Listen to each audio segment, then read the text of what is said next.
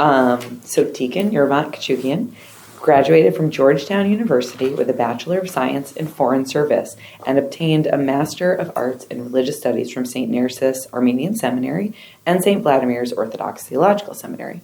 He completed 9 units of clinical pastoral education at Albany Medical Center, where he also worked for several years as an interfaith chaplain, specializing in behavioral health and palliative care chaplaincy.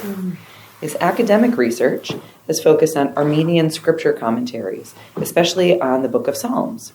He currently serves as spiritual director at St. Narcissus and as a per diem chaplain at Stanford Hospital. And personally, I met Yervant at probably 6 years ago when I accosted him at the Association of Professional Chaplains Conference, where there are 800 people there, including 3 Orthodox Christians. And we were like, I was like, Totally got right. excited, and then we've been friends ever since. So Thank you, Sarah. thanks for presenting. Wow, it's been quite a few days here. Yes. So I would just like to, before we start, I'd just like to invite us all to just take a moment to come into this moment, to be present to what we're about to experience, to be mindful of the presence of the Holy Spirit with us as we begin.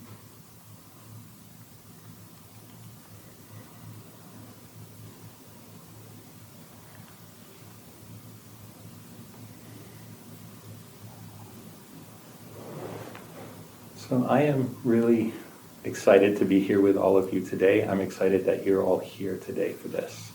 And I look forward to sharing a little bit of my experience with story and narrative and the ways I've seen it be a transformative mechanism in the lives of patients, in the lives of colleagues that I've worked with. And so to start, I'm just going to give you a little bit of a background of my life with story. God Uchigar. There was and there was not. This is how every Armenian story begins. And as a child, it was a little bit hard for me to understand. What do you mean there was and there was not? It's either true or it's not true. And as I've grown with age, I've come to appreciate this paradox. Every story holds this. There was and there was not. I grew up in an Armenian family, and my father was the quintessential Hakawati, which is a Middle Eastern storyteller. And if you've ever had the pleasure of hearing a story told by someone from this culture, it takes you away. You enter into the scene of that story. You enter into a different world. And so I grew up with these stories, and as a small child, I thought they were all true. And then as I grew up, I thought none of them were true. And then as I matured, I realized what we mean by true and what we mean by truth with a mature mind is very different than what we might think of as true or truth with an immature or a very innocent mind. I had 2 very pivotal experiences with story that I understood only later in life, after I had become a chaplain. The first of these took place when I was 16. I spent 2 months in a very small, remote mountain village in Armenia. No telephone, no electricity, no television, and 1 spigot of running water in the center of the village. And you did not see anybody outside this village for days and even months. This is a village that was in the region of Armenia where there was an earthquake in 1988. Some of you may remember. It was a very devastating earthquake, 30,000 victims. And in this village, they had a 2-story school, and the school collapsed, and every school-aged child died. So this was December 7th, which is very cold in Armenia. So there was very little chance of, if there had been survivors, it was very unlikely you would get them out before they froze to death. And so the cemetery for this village was more than twice the size of the village itself.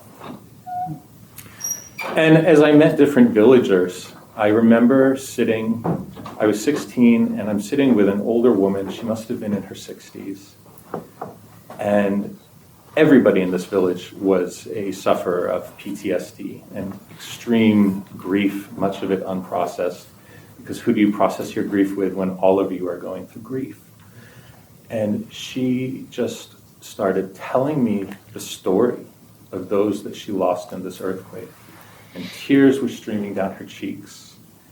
And I remember sitting there thinking, I don't know what to do. I don't know how to handle this. I don't know what to say. And as a result, I didn't say anything. I just sat. And I sat with her as she recounted this loss. And really, what could I have said? I couldn't enter into that experience in a meaningful way. It was not my experience, but I could be present to it. The second experience, I was a seminarian, and I had lunch with an acquaintance. And I don't know if you've ever had this experience where all of a sudden things there's an altering of space and time, and you realize that you're now somewhere sacred. And maybe every moment has that potential. And she started recounting her childhood to me and recounting experiences of abuse that defied my understanding, that a child of such a young age could endure what she endured. And I could see that she was measuring my reaction. Mm-hmm. And so she had made a disclosure, and I could tell there was a moment of waiting to see, am I being judged? Is there shame being attributed to what I've just shared? And throughout the course of this conversation lasted 2 or 3 hours, and there were these periods of that gauging going on as she revealed more and more and more. And again, I was left thinking, what could I possibly say? And I think about, Sarah, what you shared earlier, I think often our instinct is to respond with something we've heard said to us or said to others, and these platitudes that may come from a very good place, but we all know really miss the mark and don't actually help. And so I really didn't say anything. And I just held space for her to share her experience. And so it was much later in life, my short life, where I had an opportunity to start thinking about how our stories shape us and how we can give the gift of holding someone else's story in a way that is truly life transforming. Mm-hmm. And so I'd like to share a little bit about what that can look like. And then I'd also like to, since this is a workshop, I'm going to have us do a little work and enter into this experience. So I was visiting with a patient, and she was in a secure psychiatric unit, and she was there for depression, and she asked to speak with a chaplain. So I came in, and she just had this affect of just being downtrodden, forlorn, hopeless. It was just, you could feel the heaviness. And she shared some of what she had been going through at that time. She was on the verge of being homeless. She was in a very, by her definition, unhealthy relationship where she was not appreciated, not valued. Nothing was going right for her. And I asked her, can you tell me about a time when you were happy in life? And without missing a beat, she started telling me about this beautiful life she had had, maybe a decade and a half in the past. She said, I was living in Portland, and I had a job. I didn't really like my job, but it allowed me to do the things I loved, which was I loved to sing, and I was in a choir. And I had a yoga practice, and I did my yoga every day. And I had affirmations that I would say every night and every morning. And there were 2 or 3 other things that kind of defined this time. And there was a much longer narrative, but these were the threads that I pulled out. And I said, well, it sounds to me, and I named back these things. I said, you've named some very interesting things that were important to you, that you value. And I said, I wonder, can any of these things be incorporated into your life right now? And here we are. We're on, again, a secure psychiatric unit. She has no access to things per se. And she said, well, I've been thinking about those affirmations. She said, I could begin doing those again. I could say those positive affirmations at night. In fact, I can do that tonight. And from the time we met to the time we parted, the difference in her presentation was just remarkable. She went from, this dull, disengaged look in her eyes to really being present and to having something she could hold on to tangibly. And it was just one of the most remarkable things to witness. How do we do that? How do we create an environment for those things to take place? And so that's what I'd like to spend some time talking about and also practicing with all of you. And so I would say there are 4 or 5 things that I have identified in preparing a space for this kind of interaction. The first is to lift our minds and our hearts to God before an encounter. And this is something, whatever your specialty is, whatever your modality is, if you work in any kind of clinical setting, really anywhere, we can prepare ourselves in that way to call to mind God's presence, to call to mind that we are partnered with God in whatever work we are engaged in. And so this is something I seek to do before I enter a patient's room or before I enter a space to facilitate a group, is just to call that to mind, to put myself aside, because we all come to the room with, each of us here is coming to this room with probably a lot on our minds and hearts. Life experience, current challenges, wounds that are still healing, stress, anxiety. I don't know that I know anybody in the last 3 years who doesn't have some kind of stress and anxiety. It's, I read a statistic and this was actually before COVID, that the baseline of most people today is the equivalent of such a heightened level of anxiety that the majority of people, if you were to have the level of stress and anxiety you have today, you would have been institutionalized in the 1950s. Wow. And that's the baseline. So that's not even heightened that's, where most of us in this room probably are. Maybe we're doing better. I mean, we have different, perhaps different characteristics in this particular setting, but that's, when you're out on the street, that's what people are dealing with. I think it's really striking. So when I walk into a room, and I certainly have stress and anxiety and all kinds of things, I like to leave that at the door. Unfortunately, it's there if I want it when I leave, but at least for the time I'm in an encounter with a patient or when I'm facilitating a group, I can put it aside. So to enter into that space with this intention of recognizing that God is with us. And that's something that, for me, that really began with, we all saw Dr. Rossi today. Sitting in a class with him, he would always make space for the holy. He would walk into his classroom, he would place an icon there. He's the only professor I've ever had who did this. And he would have a moment at the beginning of class for us to collect our thoughts in our minds and lift them up to God. And it was such a small and significant practice, and it's really carried over in different ways into what I do. And I think, whether or not we're in a religious setting, I work half the time in a religious setting, but the hospital is, it is public hospital, but that doesn't mean I can't carry that into my encounters. So that's the first. The second is creating a non-judgmental and safe space.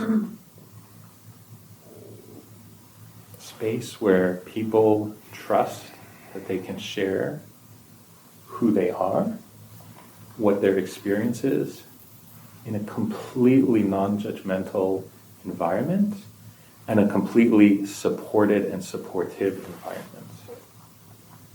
And I think this is done in a couple ways. It's about creating intentional space like this for a group, but it's also possible one-on-one, whether it's with a patient, whether it's with a colleague. You can walk into someone in the hallway and know that they need a moment, and you can create a space, even if it's for 5 minutes. You can create that intentional space that's safe, that is secure, that a person can just be in with you and with the holy. And just think about for a moment if you've experienced that, if you've had that blessing of experiencing what that can be like. Often it's an individual that we know or we've encountered, whether it's someone we know well or someone we may have chance encountered, that gives us that gift, and we walk away thinking, wait, I don't know what happened, but wow. I was supported, I had a space. And in a longer encounter, it's a space where a person can enter into their story, where a person can articulate and take out their story in this space to process, to begin processing, to hold, to observe their experience. And that space is a gift. And often that space is more of a gift than anything we might say afterwards, anything we might say about that story. Because a lot of us process things externally, process things with our words. And so we may have experiences that we don't really know what to do with. But to have an opportunity to process it in a space that's safe, with someone who is bearing witness, and I think this is very important, being able to witness someone's experience, which, watching this in the hospital setting in particular, when someone is in crisis or going through something very difficult, to have someone there to witness can be so powerful. And I go back to, you were sharing your first on-call experience. My first on-call experience as a chaplain who knew absolutely nothing about what it meant to be a chaplain and had no idea what I was doing and was sure that the hospital was insane for letting me just go around and do anything. They let you do that. It's a little wild. And I thought I had so much power that I was going to destroy everybody's life in front of me. Thankfully, I realized I don't. It's my first on-call experience. It was a small boy who was not even 3 years old. And he had managed to open the door, the back door at their house, and got out. And it was a matter of minutes. There was a body of water, and he drowned. And his mother was 19. His parents were not together. And I was called to the ED to I had no idea what.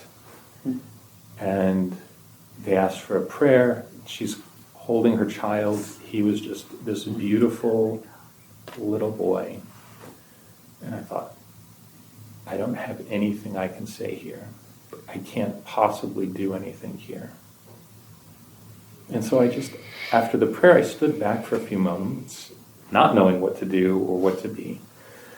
And probably 15 minutes went by, and her father was there, the grandfather. And I said, is it helpful for me to be here? Would you like me to stay? Would you like me to go? And he said, please stay. I said, okay. And that might have been the last thing he said to me. But I remember thinking, I don't know what this is about, but I'm going to stay. And there was a parade of relatives coming in and out, and the boy's father who was blaming the mother for this, and just all of these raw emotions and this heinous loss. And it was much later, not even days, I mean, I'm thinking months, if not years later, where I really started to understand what that was about and the power of witness. And I started seeing it in my own life, remembering that pastor who was in the room when my grandfather was dying in the hospital, and how much it meant for him to be there, just to be there. And I think this translates into creating this space where it's a safe, non-judgmental space, and I think it's marked by trust and by witness. So creating this space where we can witness what is being offered. And the last piece of this is vulnerability. And my early experience in healthcare is that a provider, a clinician, a member of the healthcare team was always encouraged to keep very firm boundaries between personal and professional. And I'm not suggesting that boundaries are not important, but I'm suggesting that there may be different boundaries to be held. We expect these patients to be completely vulnerable with us while we maintain this wall. And in my opinion, that's not how trust works. That's not how trust is built. That's not how equanimity is fostered. And I've had the privilege of watching colleagues use that model, and I've had the privilege of watching colleagues use what I think is a more holistic and a more humane approach, where we acknowledge our own vulnerabilities. And I remember watching a physician talking with a woman whose mother was dying very imminently, within minutes, if not, under half an hour. And this physician was so incredible. And she put her hand on this woman's back and she said, "I know this is hard. I lost my mother 6 months ago." And I was blown away. I had never seen a physician use that kind of language and exposing that vulnerability. And it was such a powerful moment, because it's one thing to say, I care for you as my patient, but I am not going to tell you anything about myself. It's another thing to say, I care for you as my patient, and I've gone through hard things too, like what you're going through. It changes the playing field. And so when I facilitate a group on the psychiatric unit, and this is a place in particular where I think people feel othered, people feel pushed away and differentiated, as in there's us and there's you. And to remove that and to watch that be taken away so that we can say there's us, there is us. And so I try to the best of my ability to and my team, if there are team members in my group as well, we all engage in the group as participants, not as I'm a clinician and you're the participant.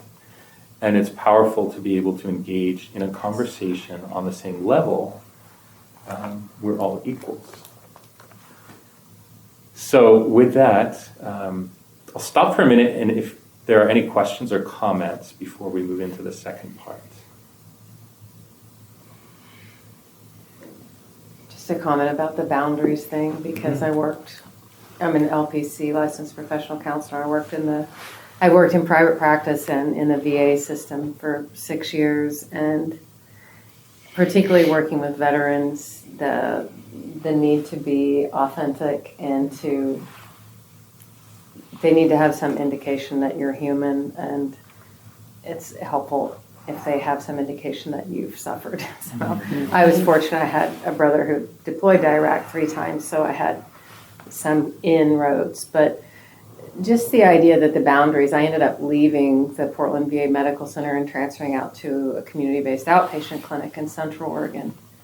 And the word that kept coming to my mind was community, community, community. So I moved to Central Oregon, and it was a very different level of boundaries because you were all part of a smaller community. Mm-hmm. So I'm going to the VFW and hanging out with Vietnam vets, and some of them are my clients, and they're inviting you to barbecues at their house with their wives. And so the need to really assess, I can't remember, somebody said in a presentation earlier, it's not every single person is the same. Yeah. So that's part of the modern medical model, is that I'm the doctor, you're the patient, but I think that's so important to think about. Yeah. Thank you, Allison. Yeah. It also makes me think about the setting, like you say, like I worked for many years in hospice as a chaplain before I went really into the hospital after my training. And there's a big difference when you're sitting on on their, ratty little couch with their dog in like a little house that's, where they're like a hoarder, like you're in their space. And so to act like this very what is appropriate, there's just the boundaries are much more porous, related to trust, like you said, and like authenticity. Who is a stranger that I'm in their house, and then so it tends to be much more like flexible in certain ways, and so then going into the hospital environment where certain places are just incredibly boundary to the point where, again, you kind of wonder, why do we think the patients will trust us at all? Mm. So I think it's just makes me think about that a lot. And I haven't said this overtly, but this is all about hospitality. Oh, yeah. It's all about hospitality. And I think one of the paradoxes, like in a home hospice setting, in one sense, we've been invited in, and yet we are also the ones extending an invitation and creating a space of receiving the guest in somebody else's space. I think this concept of the space of hospitality is just so profound, and it is what sets the ground for the possibility of transformation. So we're going to have a chance to hopefully experience that a little bit in the time that remains. So I'm going to model a group for you, and we are all going to be that group together. And as we start, I always like a chance to get to know who's in my group, to get to know them a little bit as a person. They're not a patient with this. They're a person that comes to this group with incredible life experience. And I always remind people that some of our greatest teachers are in this space. And we have the opportunity to learn from one another and for others to learn from our experience.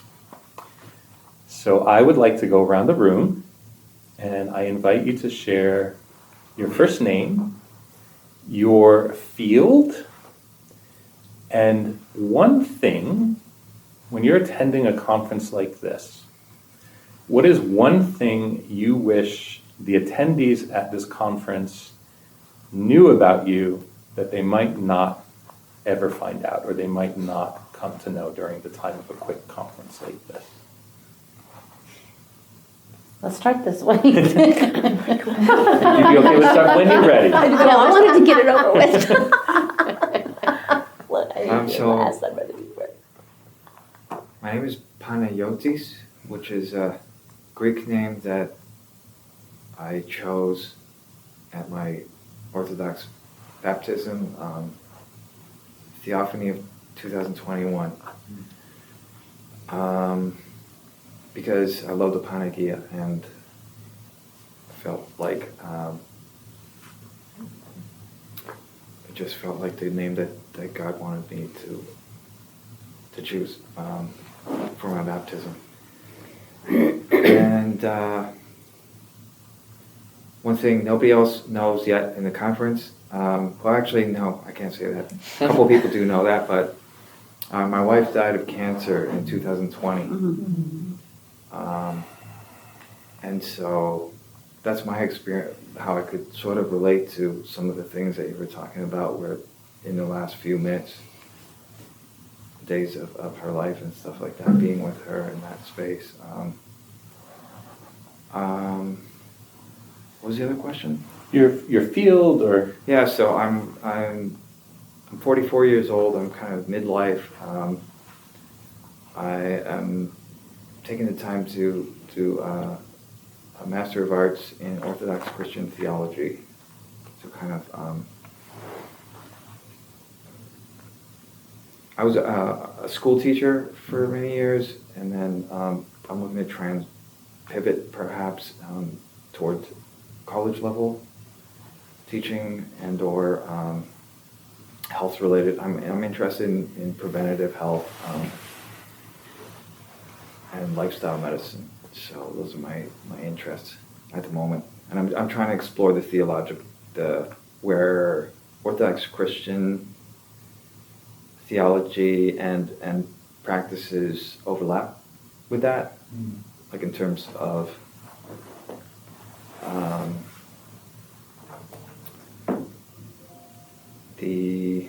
for example, fasting, dietary stuff, and even prayer and almsgiving and fasting, how these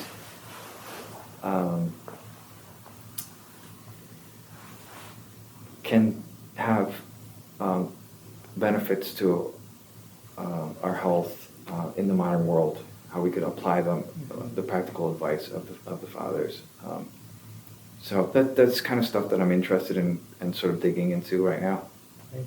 Thank you for sharing, Panagiotis. Thanks for listening.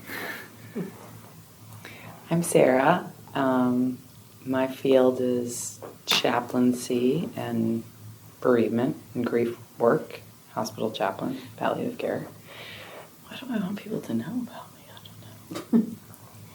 I don't know. I have a nice husband, and I have a nice 9-year-old who's just my joy. My son, Raphael, and he's 9, he's in 4th grade. Raphael means God has healed. It was very hard and maybe thought never could have kids through a series of many struggles and suffering and challenges and all that. And then we did. We have the one, and he's good. He sings in the choir with us now at church. Oh. Which is, yeah. Thanks, Sarah. I'm Naveen. My field is, I'm a clinical psychologist. I do individual therapy in a group practice setting. And let's see, something this group may not have known is that I first walked in here and saw everyone was sitting in a circle and decided to go upstairs to a different workshop. That's how I felt. And then I sat down for a minute and I thought, don't think this is where I'm supposed to be. So I walked myself back down here courageously and sat in a circle to share with you all how wonderful this is. So if I can push just a little. Oh, maybe, absolutely. What was it about the circle that you thought? Sharing things like what someone knows about. Yep. Well, I hope it is not as scary as it felt when you saw that circle. No, it's warm and delightful. I was more So personal. worried, but I was more worried I didn't have the emotional energy Yeah, to sure. be present Yeah. at this stage in the conference. So Last it was, session of the last day, right? it was more a Right. decision Yeah. of, how much energy do I have to kind of give into Yeah. Yeah. Well, thanks for taking the risk. Yeah. I'm Mike. I'm a psychotherapist. I do dual work in mental health and alcohol and drug. I have a specialty in spiritual integration. I'm a former evangelical pastor that converted to Orthodoxy. So I counsel people with regard to spiritual concerns as well, and I have a specialty niche practice with pastors and priests. I counsel them as well, professionally and non-professionally. I don't have that agenda, not being critical. I don't have that agenda. When I come to something like this, it's entirely a faith proposition for me. I will meet those individuals and have those particular conversations as God unfolds those. And this has not disappointed me on this occasion. So I don't have an agenda to have somebody know something about me. If it comes out, it'll come out in an appropriate way with the people that I meet, and every encounter that I've had has been just extremely good. Thanks, Mike. My name is Lisa. I'm a clinical social worker, and I mostly do individual therapy with adults. I took 5 years off from to raise my 2 girls. I have a 5 and a 3-year-old, and something about me that we want people to know. You said, That, when you're attending a conference like this, something you might like people to know about you that they wouldn't necessarily know. Well, I just feel proud to say that I represent 50% of the Armenian church population of this conference with Yervant.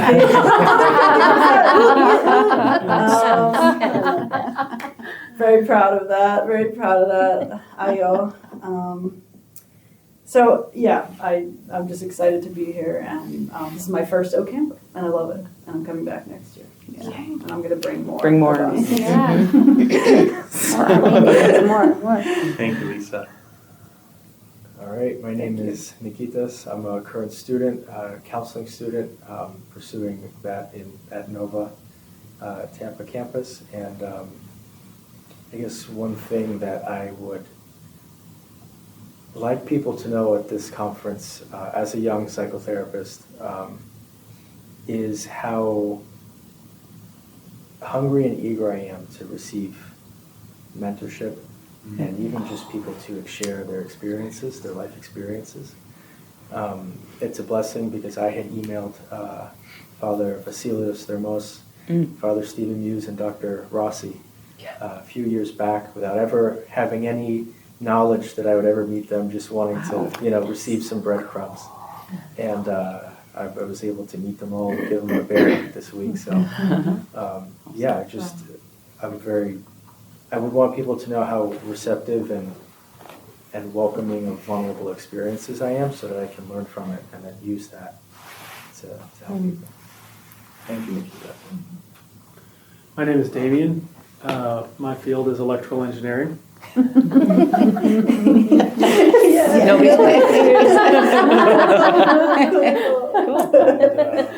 I perform individual counseling with my wife. They're newlyweds.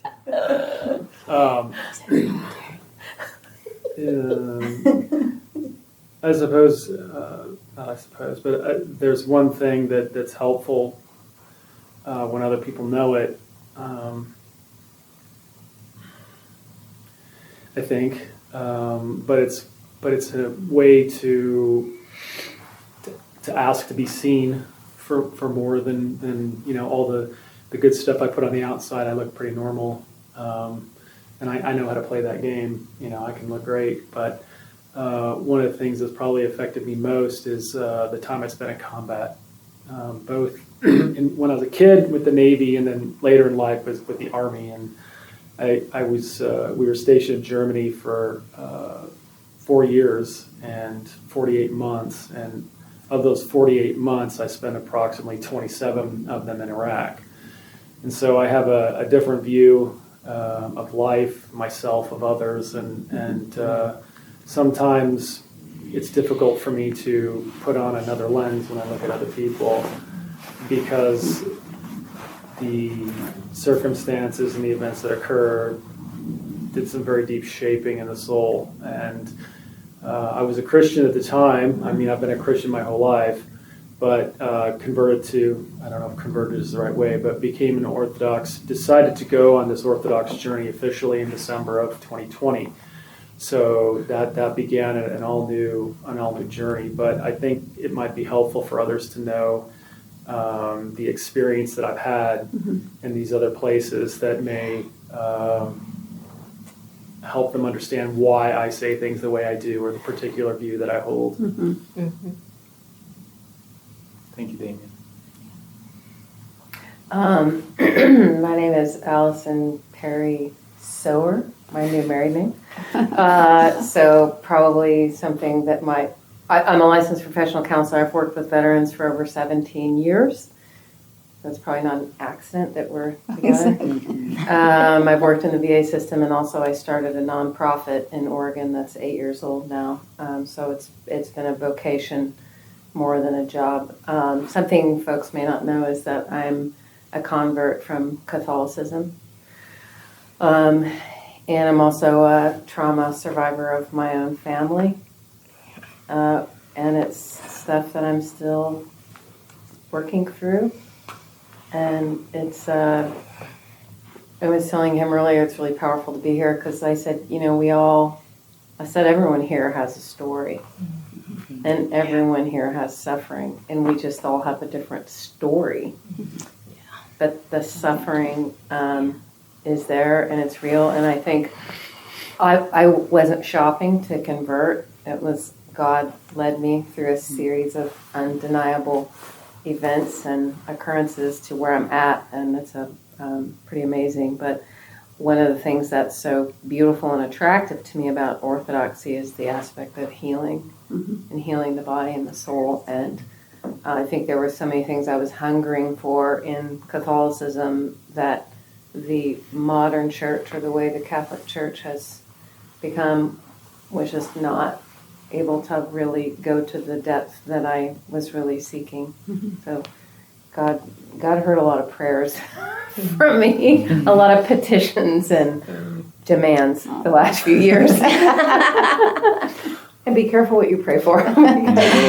It's an amazing journey. But anyway, this is also my first conference, and it's awesome. I'm happy to be here. So, yeah. Thank you, Alice. Yeah. Hi, I'm Letitia DeArms. I'm in the behavioral health provider. I work at a school-based integrated clinic, so I'm with middle schoolers all day. I'm new to the field, something that y'all may not know about me. My first visit to OCAMPR, and I love it. So I love just meeting all the other people. I'm also a convert to the faith, and it was the mercy that brought me to the Orthodox faith, because I was Catholic, raised Catholic, went to Catholic school, and then was nothing for a while. And then she's my roommate at the time. And we would just talk about things, and she had just gotten back from Romania. So we had to have these conversations, and she would say, "You're Orthodox, you just don't know it." So it's true. Still say that. So I'm new to the mental health field as a practitioner, but I'm not new to mental health because I had a lot of trauma as a child as well that I bring to the table. So when I meet with these children, it's really relatable, and I can, and I hope that they can see that I'm not judging them.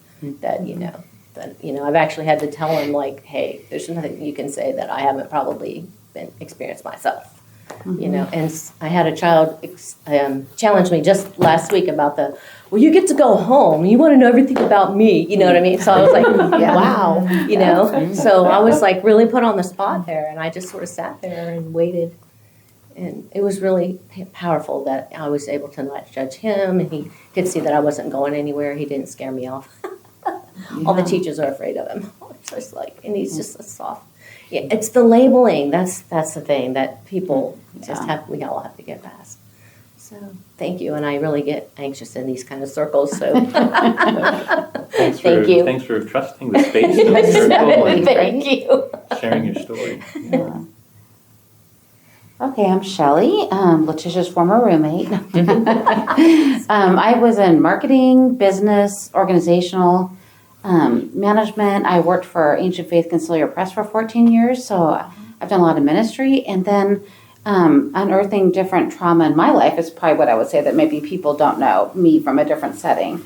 And a brother who is, has a dual diagnosis, very serious condition.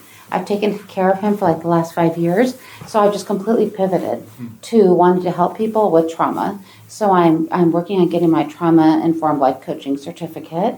I seem to just have an affinity visiting him in the hospital and treatment centers and calling doctors all the time. So they kept saying, "Oh, you're in the field. What do you know? What what field are you in?" I said, "I'm not in the field of just trying to help my brother to get well." Yeah. So I feel like I gained so much knowledge and so much heartache that I think within that, I would definitely come from a place of empathy because I've been there for so long.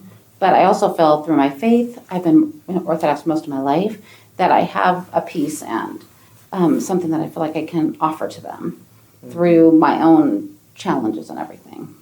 So that's, yeah, so I think I come off as ancient faith, but I'm really like trauma. That's what I would say is what maybe people don't know about me. I think it's really interesting there, as we've shared, there's been several threads that have been kind of coming up. And one of them is trauma and one is suffering, and they're attached. And, as you were sharing, you didn't set out to become a trauma expert. No. But through these experiences, you've gained insight and wisdom. And I think that's one of the greatest potentials for transformation is taking our experiences of suffering or trauma and allowing them to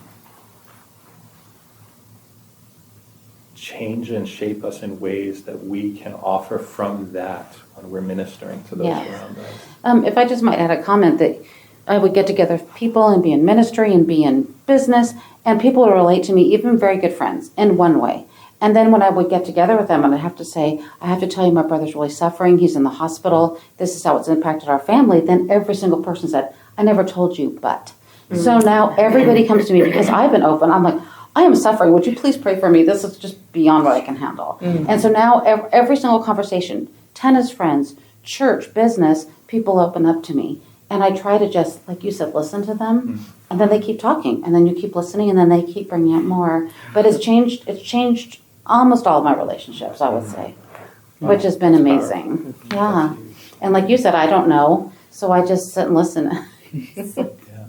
But I think people just want to know that somebody else is suffering, that they're not the freak in the room, right? Yeah. Well, yeah, and that's the culture we live in, and it's getting worse and worse and worse. And then with our children growing up with a completely altered false sense of reality. Right. And the more and the more and the more just fakeness and facade that people are encountering, that it really is, because suffering is the human journey, And so, like I said, I think it's important for all of us to be on equal grounding. So I'd like to share again. My name's Yervant. I'm a spiritual director and I'm a hospital chaplain. And one thing that I think, in these conference settings, I am by nature an introvert, and being presented with 150 people is really overwhelming for me. And so it's often hard for me to figure out how to enter into these situations skillfully and in a way that I can meaningfully connect with people here. And so, what I would say is, if I look like I'm withdrawn, it's not that I'm withdrawn, it's just that I don't necessarily know how to navigate and to have those one-on-one encounters that I think really make an experience like this so powerful. And I just want to acknowledge everything that each of us has shared. I mean, there is a lot that was shared, a lot of really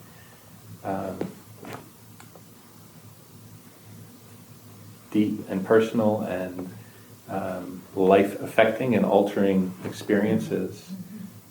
And I'm grateful for each one of you for sharing, for feeling safe to share here, and for allowing this to be such a rich experience. We have about 10 minutes left. And so normally what I would do in a group is I would share a story. We're not going to have time to do that here, but I would share the story. And before I share the story, I encourage people to pay attention to what strikes them in a story, what stands out to them, what connects with their own experience, what resonates, what doesn't resonate. And I have 6 to 12 stories that I kind of use in rotation that I found are they're wisdom stories in general, and I found that they tend to connect with people's experiences. And it's amazing to watch how, just as what we've shared, there were these common threads of suffering and trauma, and as one person shares, another person realizes, I'm not alone. Right. I'm not alone in my experience. My experience may be unique, but I'm not the only one going through this. And it's incredible to watch it, especially in the setting where I work, in a secure psychiatric unit, watching how this creates a community of supports in a very not necessarily given to that kind of community. So that, I'm there for a group for an hour, but these individuals are together 24 hours a day. And there are relationships that are formed, these threads of support. And it's amazing for me, it's transformative for me to watch how we as humans can do that. And we in this room have the framework of Orthodox spirituality to understand what's going on. And not everybody has that blessing, right? And, and yet the Spirit moves where the Spirit moves, and we can watch it and say, how could this be anything else than God at work?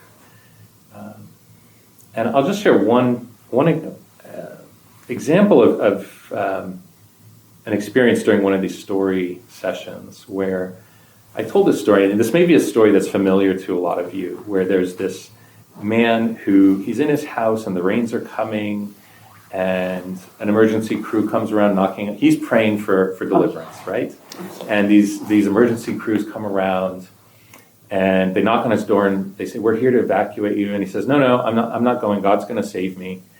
And the waters are rising, and he's in the second story. Somebody comes by on a boat. No, I'll be okay. God's going to rescue me. I'll be fine. Then he's on his roof, and a helicopter comes by, and they lower the ladder and say, "Come on, we're going to take you away." And he says, No, God's going to save me. I'm okay. And then there's nothing left, and he ends up dying, and he goes before the Lord, and he says, "God, I prayed to you that you would deliver me. What is your defense?" And God said, "Well, I sent you the emergency crew. I sent you that guy on the boat. I sent you a helicopter. What more was I to do?" And I told this story once, and we had a discussion, and we were getting ready to wrap up the group. And a woman in the group said, "I want to share something. I don't know why, but I want to share this." And she goes, "I'm a violinist. I haven't played in a long time. But in the last 2 weeks, I've had 3 different people ask me why I don't play anymore and encourage me to play." I said, "I don't know why I'm sharing this, but I just felt like, I just wanted to voice this." I said, "Oh, that's really interesting." I said, "So you're kind of like the guy in the story." And her eyes, she had not even made the connection. And she just looked at me like, whoa. I mean, it was, something had been at work, and she had no idea why she'd wanted to share. And then when it was voiced, it was like, oh. And she said, "Well, I'm going to play my violin." And for me, this just illustrates, we sow and you don't know where the seeds land. And so much of what we do is about, again, creating the space for people to enter into their process, to enter into their experience, and allowing the Holy Spirit to work. And sometimes it can be so transformative. And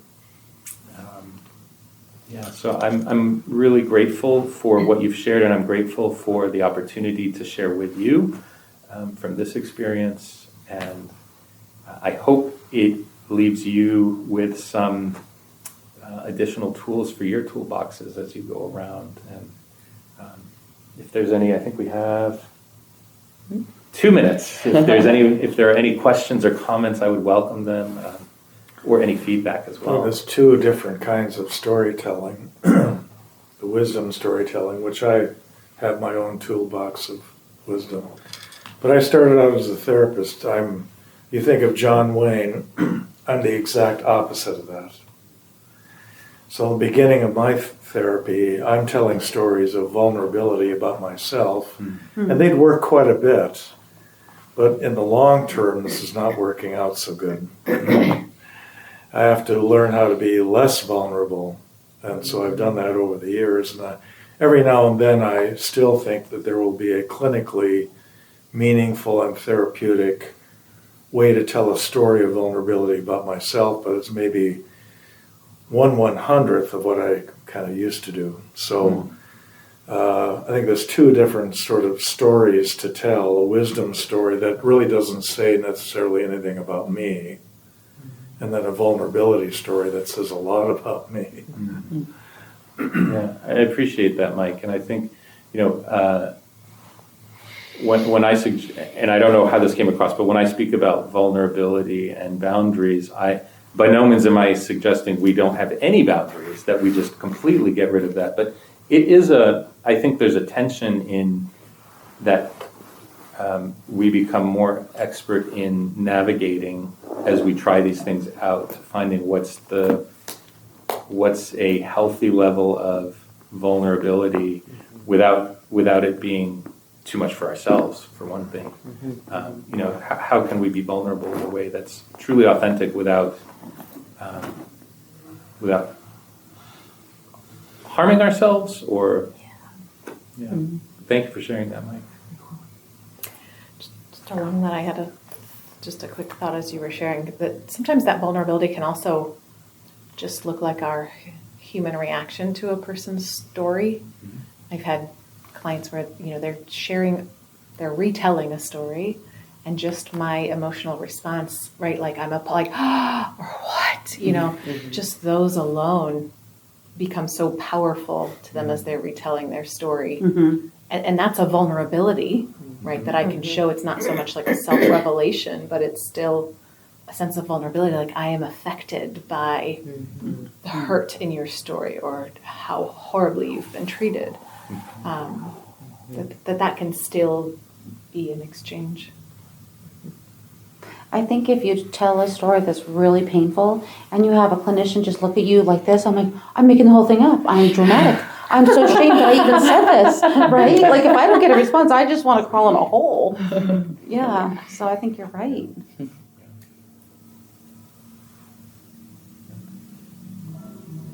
Well, thank you each and every one for being here, and I hope this was helpful, and really grateful for all of your stories that I now get to hold and learn from. Thank you. Thank Thank you so much. You're welcome. Yeah.